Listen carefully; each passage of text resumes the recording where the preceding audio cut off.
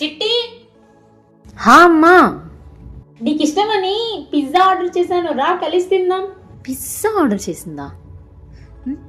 నేను ఆర్డర్ చేస్తేనే left and right football ఆడేసుకుంటుంది.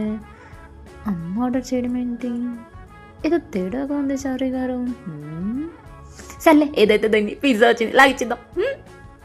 అమ్మా, ఈరోజు నా ఫ్రెండ్స్ అందరూ బయటికి వెళ్దామన్నారు, వెళ్ళనా? వెళ్ళు తల్లి, ఈ ఏజ్ లో కాకపోతే ఎప్పుడు వెళ్తారు ఫ్రెండ్స్ తో బయటికి? వెళ్ళేసి జాగ్రత్తగా వచ్చాయి, సరేనా? ఓకే అమ్మా.